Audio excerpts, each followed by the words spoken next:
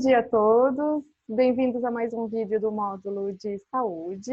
Estamos aqui com nossa convidada Renata Martins Domingos. Renata é advogada de formação pela USP, mestre em Direitos Humanos pela Universidade Federal da Paraíba, gestora pública da saúde desde 2017 e hoje é secretária de saúde do município do Conde, na Paraíba. Também é presidenta da Comissão Intergestores Regional da Primeira Região de Saúde da Mata Atlântica da Paraíba. Eu tive que ler. Enfim, é um prazer ter você aqui. Sabemos que está enfrentando um desafio gigante nos tempos atuais e muito obrigada por compartilhar o seu conhecimento, sua experiência com os nossos alunos. Boa tarde, é uma honra fazer parte dessa formação. Na verdade, eu me sinto muito lisonjeada com o convite e estou aqui para falar um pouquinho do que a gente fez nesses 3 anos aqui na gestão, contar um pouco dessa história. Perfeito, muito bem. Então vamos para a primeira pergunta. Quais os principais desafios e oportunidades que você vê a crise da Covid trazer em termos de saúde pública, né? Então, a primeira muito grande que a gente sentiu aqui foi o medo muito grande dos profissionais, né? A gente teve, os profissionais ficaram muito receosos de trabalhar e foi um choque muito impactante. E a gente teve que lidar com esse medo com respostas rápidas, né? A legislação trouxe uma flexibilização na lei de licitação para compras, que no primeiro momento foi bom. A gente comprou com rapidez material de limpeza e equipamentos de proteção individual e foi lidando com esse temor dos profissionais na medida que ia conhecendo um pouco desse vírus, né? O fato de lidar com o desconhecido também foi um desafio gigante, que a gente ainda segue porque ele ainda é muito desconhecido, né? Tanto o novo coronavírus quanto a doença que ele causa, que é a Covid-19. Um desafio muito grande também foi continuar na linha de frente, né? Eu e todos os demais servidores da saúde, enquanto todos os outros se recolheram para casa. Então, nosso cuidado pessoal para não se contagiar também e para não levar para casa, a gente estava nessa missão, o vírus. Isso também é algo que a gente tem que lidar diariamente. E um desafio muito grande foi também, e ainda é, o negacionismo que a gente encontra na população, né? Que apesar de tantas evidências científicas, de tantos óbitos infectados, ainda tem muita gente que nega a existência dessa doença. Uma oportunidade muito grande foi o crescimento, né? Quando você está num momento de crise, você percebe que se você consegue enfrentar, você cresce pessoalmente, emocionalmente, e a equipe também cresceu. Tenho pessoas da minha equipe que eram muito acanhadas, recolhidas, e na crise se desenvolveram muito. Então, isso foi algo muito legal de avaliar. Outra oportunidade foi remanejar os serviços, né? Os serviços tiveram que diminuir a população que eles atendiam ou parar, e fazer esse remanejamento também foi uma oportunidade interessante de ver que a saúde não é esses quadradinhos que vem do Ministério da Saúde para a gente seguir, né? Você consegue fazer outros rearranjos, né? Que quando a gente começa são muitas regras. Essa questão de mudar o cuidado próprio, então fazer com que os profissionais também passem a usar EPI de uma forma mais regular e com mais cuidado, que era algo, existia EPI, mas não há tanto uso, não havia um uso assim, né, permanente, isso é importante. E a mudança de hábitos, porque a gente percebeu o tanto de gente, profissionais que estavam no grupo de risco, né? Então é evidente que a gente precisa mudar nossos hábitos. Aproveitar essa oportunidade da Covid e fazer essa mudança dos hábitos e incentivar sempre a promoção à saúde. Então foram esses ganhos que eu vi na Covid-19, por conta da pandemia. Perfeito. Considerando então esse contexto atual, quais dicas você daria aos candidatos às prefeituras, né, que nosso público são de pequenos e médios municípios, sobre como incluir a agenda de saúde pública em seus planos de governo, olhando para esse contexto de pandemia e para os próximos 4 anos? Então, como eu sou uma advogada na área da saúde, né? Quando eu entrei, eu fiquei pensando, gente, como que eu vou fazer, né? Que é tanta especificidade e que a gente já pensa naqueles aparelhos super sofisticados. Enfim, o Conde é uma cidade de 25 mil habitantes, pequena. A maior parte da rede que a gente tem instalada aqui é atenção básica, né? Tem alguns equipamentos de média complexidade, mas não muitos. Então, o que eu percebi nesses 3 anos é a grande dica é promover a saúde mesmo, focar na política de atenção básica. Que por mais que seja esse o foco do Sistema Único de Saúde, a gente tem uma dificuldade muito grande de fazer isso, né? Então, que é pensar na saúde de uma forma holística, como ela é. Pensar na alimentação, que a gente pensa muito pouco, ainda mais nessa sociedade moderna, que cada vez a gente come produtos industrializados na atividade física. Essa questão também da educação emocional, que é muito importante na relação com o público, né, e entre os trabalhadores, e a espiritualidade. Não estou falando aqui que é a pessoa ser crente em uma ou outra religião, é desenvolver essa relação com a espiritualidade, porque tudo isso traz bem viver para a pessoa, né? Uma satisfação. Então, quanto mais a gente conseguir na política de saúde, não é fácil, não é fácil, porque, por exemplo, quando tem campanha de vacinação aqui no Conde, no início a gente dava como se fosse umas bolachinhas, chama pipos, uma pipoquinha doce. Aí eu falei, não, gente, não pode. Se a gente faz campanha nas escolas para educação saudável, a gente tem que dar outra coisa para a criança. Não dá algodão doce. Aí é muito difícil, é uma resistência enorme. Então a gente passou a dar picolé de fruta, din-din de fruta, fruta, né? Mas sempre tinha salada de fruta, aproveitando as frutas aqui do município, mas sempre tinha uma unidade básica ou outra que colocava o pipos lá. Então, é tudo isso que a gente tem que ir mudando. A saúde é menos uma política requintada, né? Requintada. Claro que em alguns casos a gente precisa do aparelho específico, do médico especialista, mas ela é muito mais mudança de hábito e promoção da saúde. E aqui no Brasil a gente tem pouca cultura nesse sentido, né? A gente se esforça menos para fazer isso. Então, acho que essa é a grande sacada que eu percebi nesses 3 anos. Quanto mais a gente incentivar o aleitamento materno, mais a promoção da saúde, mais a gente tem repercussão na melhoria da condição de vida da população. Então, para mim, eu sei que o Conde é um município pequeno, né? Tem os municípios que têm capitais, médios, que são maiores. Mas mesmo assim, todas as pesquisas mostram que focar na atenção básica, na relação com a vigilância e saúde, é muito, muito, muito importante na política de saúde, super subfinanciada, mas a gente teve aqui um surto de malária antes da Covid e a Covid. A gente vê a importância da vigilância. Então, centrar na atenção básica e na promoção da saúde é o caminho para resolver 85% dos nossos problemas. Então, é devagar, né? Mas é necessário. Excelente. Então, será que agora você poderia trazer alguns exemplos concretos, né? O que existe nesse sentido do que você acabou de dizer como alternativa de política pública de saúde para os nossos alunos se inspirarem? Então, uma das nossas alternativas aqui foi a criação da Casa de Maria, porque o Conde era a quarta cidade, até 100 mil habitantes, mais violenta contra a mulher no Brasil.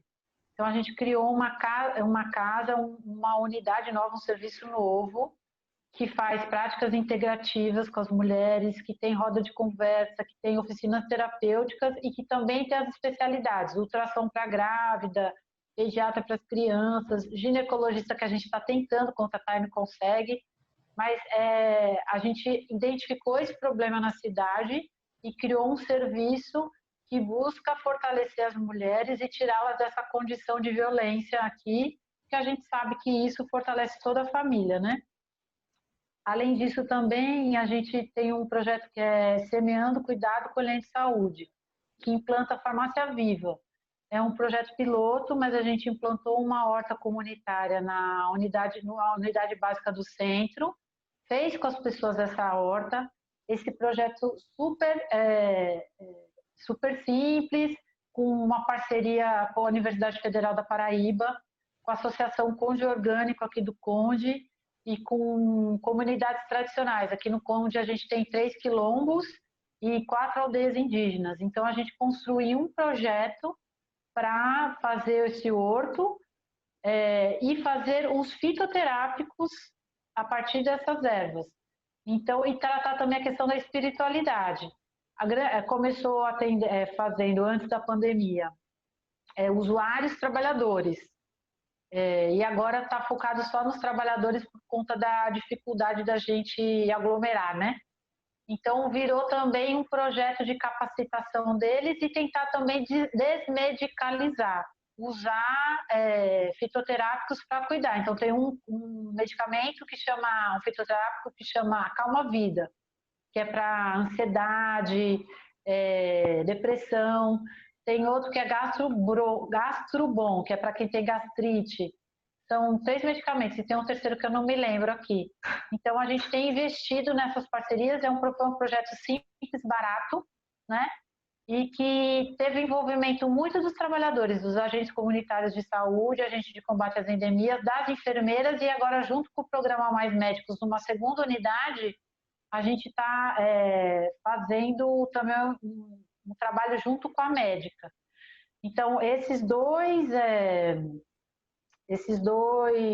projetos são projetos novos aqui do Conde, que a gente vê que tem grandes caminhos de ajudar na nossa política de saúde aqui. Os agentes comunitários de saúde e os agentes de combate às endemias são duas categorias, né? Quase uma já, a política quase iguala a eles, mas ainda tem atribuições diferentes, que ajudam muito também nesse contato da população com as unidades básicas de saúde. Então, fortalecer esses servidores é muito importante. Aqui, a presidente do Conselho Municipal de Saúde é uma agente comunitária de saúde. Então, uma ação também que eu acho que ajuda, eu acredito que ajuda muito a fortalecer o vínculo com a atenção básica, né? E com a promoção da saúde. E outra coisa que a gente tem investido muito aqui no Conde, mas ainda é muito embrionária, nessa questão da regionalização, né? Eu ocupo um cargo de presidência de um órgão deliberativo do SUS, e a gente tem tentado fazer as discussões, e na Covid a gente fez as discussões na região sobre como garantir ou implementar ações em conjunto. É difícil, muito difícil cada um sair do seu quadrado, ainda mais porque o cotidiano da saúde é massacrante, né? Eu brinco que parece que vem uma onda que me engole durante o dia e me joga no final do dia morta, descabelada, para continuar minha vida em casa, porque é muito, e olha que o Conde não é uma cidade grande, mas ela é muito desafiadora, estafante. Mas investir nas soluções na região é muito mais difícil, mas a gente vê que tem um retorno maior. Mas é uma construção, porque apesar do SUS ter uma longa data aí, né, de existência, esses caminhos ainda são muito burocratizados no seguinte sentido, de virar só uma questão de avaliação de demandas por serviços novos ou não. Uma discussão maior na Covid a gente fez na região metropolitana e até na primeira região, e foi muito interessante, né, porque a doença ela não respeita limitações políticas ou geográficas, ela acompanha o homem. Então, essa é uma outra questão muito interessante também. Excelente, Renata. Eu acho que é muito bom que você trouxe, porque muitas vezes as pessoas pensam em plano de governo, a primeira coisa que vem é construir hospital, né? E existe um mundo de alternativas. Exatamente. Formular as propostas. Agora eu queria que você falasse um pouquinho mais sobre o tema de diagnóstico, né? A gente sabe que é essencial ter um diagnóstico sobre a realidade do município para fazer propostas de qualidade, né, e realistas, e também para ter uma gestão pública boa. Então, quais orientações você daria aos candidatos sobre como realizar esse diagnóstico das suas cidades, quando a gente fala de saúde? Então, sobre o diagnóstico, a gente vê que é muito importante fazer uma escuta da população, dos usuários, dos trabalhadores e também dos sistemas de saúde que tem no SUS, que são inúmeros. É sistema a dar com força, como se fala. Mas o que a gente percebe é que esse diagnóstico antes da gestão e depois é bem diferente, né? Que antes a gente, por mais que a gente busque informação, nada como tá com a mão na massa. E o que a gente sofreu aqui no Conde é que a gente não teve a transição da gestão antiga para essa. Então a gente começou do zero mesmo. Então, o que eu tenho a dizer é que se você puder coletar com a gestão atual essas informações, é importante, mesmo depois, né? Tentar criar esse hábito de deixar o registro histórico, né? Por mais que a minha prefeita está aí, ela vai ser candidata à reeleição, tenho certeza que ela vai ganhar, mas se ela não ganhar, eu tenho que deixar o registro para o próximo, porque se eu tenho, né, essa visão de que isso é uma política pública importante, eu tenho que deixar os passos para as pessoas até avaliarem os passos, darem outros, voltarem atrás, refazerem, mas eu não posso deixar de fazer o registro.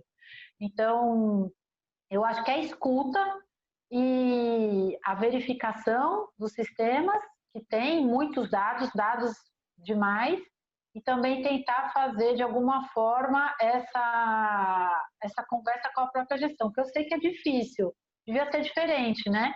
É muito difícil. Essa questão de acabar com o histórico não é só aqui da Paraíba, é no Brasil inteiro. Mas a gente deveria ter esse papel de fortalecer, né, o Estado enquanto gerenciador de políticas públicas, que a gente vê quanto ele é importante num momento de crise como a pandemia, né? O Estado que dá a resposta que você precisa. Perfeito. Agora eu queria que a gente falasse um pouquinho de colaboração, de parcerias, né? A gente sabe que governos têm dificuldade, municípios, em administrar uma cidade sozinhos, então precisam ir buscar muitas vezes ajuda fora. Como é que na área da saúde você entende a possibilidade de colaboração com a cidadania, o setor privado, a sociedade civil, a academia e até com outras esferas governamentais, né? A gente viu essa articulação durante a crise da Covid mais importante do que nunca. Então, é super importante. É isso que eu digo, que eu disse um pouco na regionalização. A gente tem que tentar sair do quadrado, porque a solução não está só no quadrado do município, né? Ou na delimitação do município. E a gente teve parcerias muito importantes aqui. Então, eu falei da Farmácia Viva, foi uma parceria com a Universidade Federal da Paraíba, uma parceria com a Associação Conde Orgânico, que é uma associação daqui de produtores orgânicos, uma parceria com a Associação dos Quilombolas, que é daqui também, com a Associação das Comunidades Indígenas, né, com as aldeias indígenas. Então, elas são muito importantes para você encaminhar soluções, né, e pensar também junto, né, porque não adianta achar que a solução vai sair da nossa cabeça e da cabeça só das pessoas que estão aqui mais próximas da gestão. Às vezes essa solução está longe de você, mas ela é tão importante quanto a opinião das pessoas que estão próximas. A gente teve também parceria com a Liga Canábica aqui, para essa questão da farmácia viva, com o Estado, muita parceria com o Estado para conter o surto de malária. A parceria com o Estado foi muito importante, apesar de eu achar que o Estado ainda na configuração do governo brasileiro da República Federativa, ele ainda está com um papel meio dúbio de o que ele tem que fazer, às vezes ele fica fiscalizando, mas ele também é um indutor, né, dos municípios, porque ele tem essa visão macro da região, né, do Estado. E também a questão das instâncias deliberativas do SUS. Eu acho que a gente tem que cada vez mais fortalecer essas instâncias e participar, não deixar essa agenda das instâncias deliberativas como eu vou se der tempo, porque tempo nunca vai dar. Tempo é questão de prioridade. Aí você tem que priorizar o que é importante para você, né?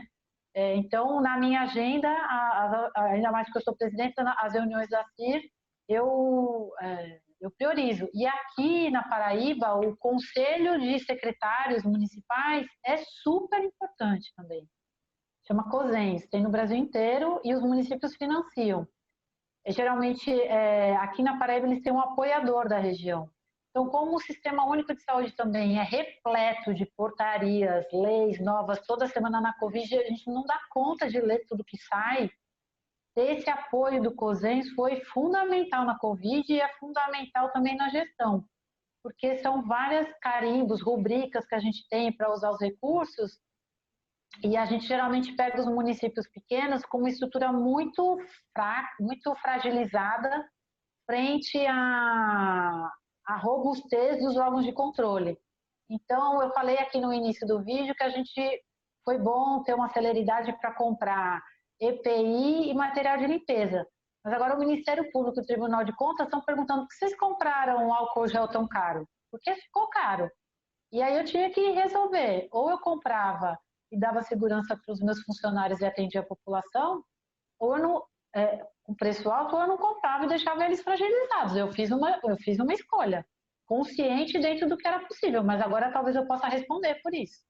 Então, quanto mais parcerias a gente tem, menos a gente fica fragilizado na gestão, porque é uma gestão muito delicada e com muitos, muitos, muitos detalhes.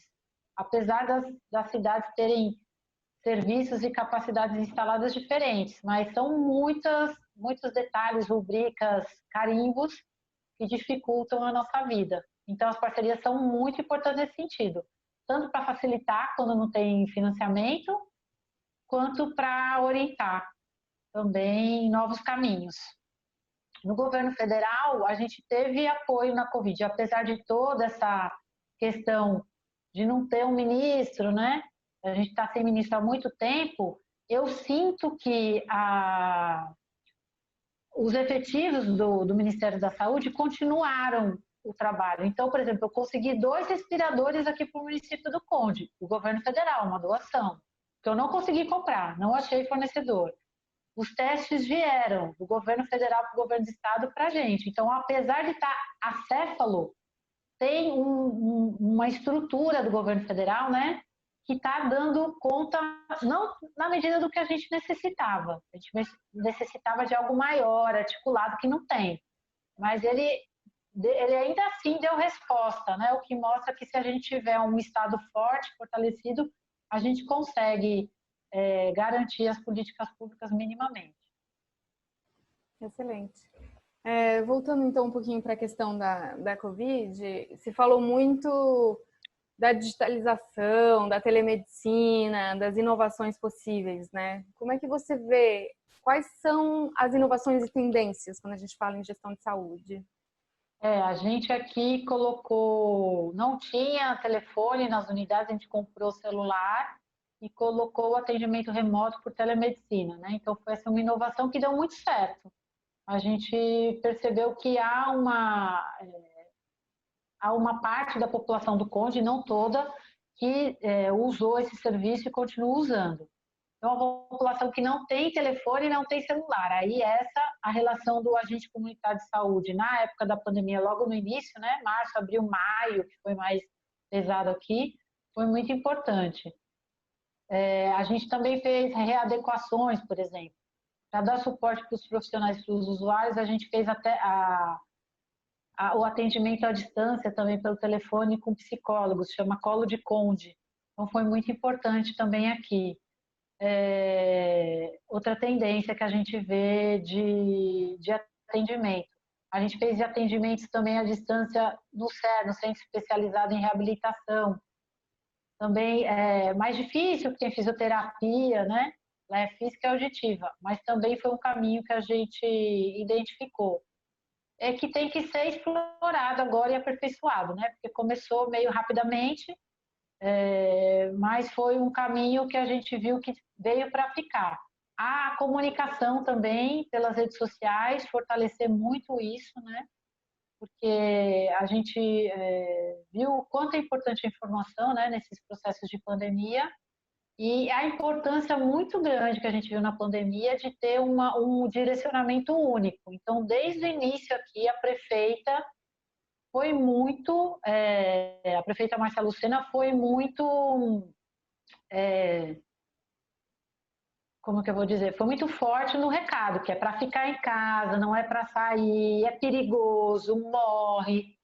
Então, essa voz da liderança municipal, que também os secretários de saúde assumiram, né, porque são as autoridades sanitárias na pandemia, é muito importante para dar coesão na política de saúde e, no geral, em épocas de pandemia mais ainda. Então, a gente fez barreira sanitária aqui. No começo a gente mediu a temperatura das pessoas, depois a gente fechou a cidade. Muito difícil, que o Conde é uma cidade turística, mas deu resultado, né? A nossa curva demorou para subir. Então, às vezes, a gente fica esperando soluções mirabolantes, mas elas são muito simples, elas estão na nossa frente e basta a gente ter esse contato com as características do território, né? E escutar e avaliar os indicadores, o que é, né, essa doença, por exemplo, que a gente conseguiu com a malária também. A gente começou com uma zona quente, foi fazendo todo esse mapeamento para o estado e fez a busca ativa dos casos e conseguiu. A gente conseguiu acabar com o surto em outubro. São 21 casos, todos curados. Então, vejam que é possível, né, fazer a política funcionar com todos os desafios que tem, as dificuldades, e eu acho que as aquisições e a morosidade e também assim, enrijecimento do financiamento da saúde, que é muito carimbado, os recursos são muito carimbados, até cheguei a escrever alguns textos para o Opera Mundi da UOL a esse respeito, isso dificulta ou engessa. Mas a gente consegue, mesmo assim, fazer tudo funcionar. Acho que o que fica é que a gente precisa, na saúde, ter uma maleabilidade maior no uso dos recursos e nas aquisições, porque senão a gente não consegue dar conta da emergência que a saúde é quando uma pessoa tem dor, né? Ou quando vem uma pandemia. Então, é preciso que haja uma revisão, no meu entendimento, do ordenamento jurídico sobre a questão do financiamento e a questão da forma de adquirir os bens. Excelente, Renata. Eu acho que você deu um panorama geral, com bastante exemplo concreto.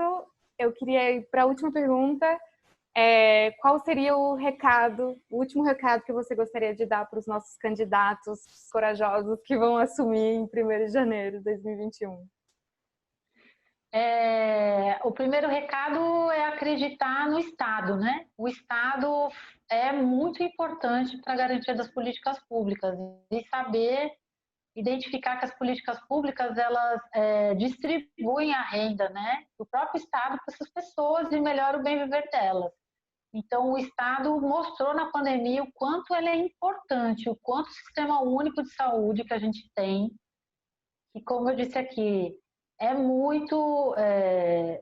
vem sendo muito criticado há muito tempo, mas se não fosse esse, nossa situação seria pior aqui. E foi ele que deu, né, todo o arcabouço e a acolhida para os casos aqui. Se você for ver na Paraíba, a grande parte dos casos, mais de 70%, foram atendidos no SUS.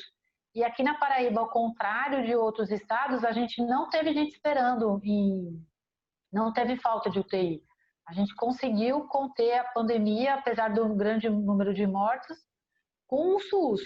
Então, a gente tem que acreditar no Estado e tentar, dentro das nossas limitações, criticar, às vezes, essas limitações. É isso que eu tento também fazer, criticar e ver se a gente consegue mudar um pouquinho, melhorar a nossa vida, né? Fazer a escuta sempre, a escuta dos usuários, dos trabalhadores, porque às vezes a gente não tem a visão do outro lado, né? Muitas vezes a gente está enlouquecido no dia a dia, opressor às vezes, e só escutar do outro lado já ajuda a gente a achar outros caminhos. E a prefeita fez aqui algo que foi muito interessante, que foi o Olá Comunidade, que ela vai nas comunidades, na pandemia parou, agora ela vai fazer virtual, e escuta as comunidades, no meio da rua, faz uma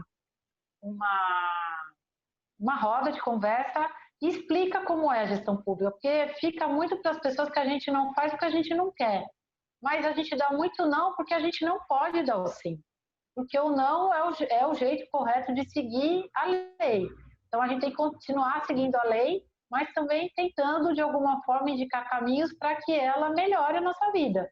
Porque do jeito que é muito amarrado e muito mais dificultador. A gente também tem esse papel de tentar revisar, né, o que tem aí para melhorar a vida dos outros gestores que virão, né? E falar que a vida acontece no município, todo mundo sabe, né? E que é um desafio muito grande, mas que vale a pena quando a gente consegue. Às vezes a gente fica muito desanimado, não vou aqui ser uma pessoa, né, totalmente paz e amor, é difícil, mas quando a gente consegue dar um passo, que vê um resultado, que recebe um elogio, que vê uma calma vida sendo feito, que vê a Casa de Maria mudar a vida de muitas mulheres, a gente vê que vale a pena. Vale a pena fazer esse trabalho e dar essa doação, porque tem um retorno que às vezes é demorado, mas que é um retorno coletivo, né?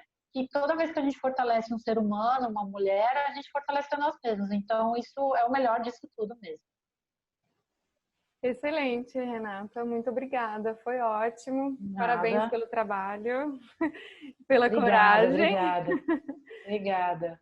Com certeza vai inspirar muitos futuros gestores em contribuir para cidades melhores.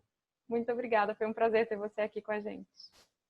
Obrigada. Como eu disse, foi uma honra e espero encontrar com vocês em outras oportunidades. Muito obrigada, Mariana, pelo convite, viu?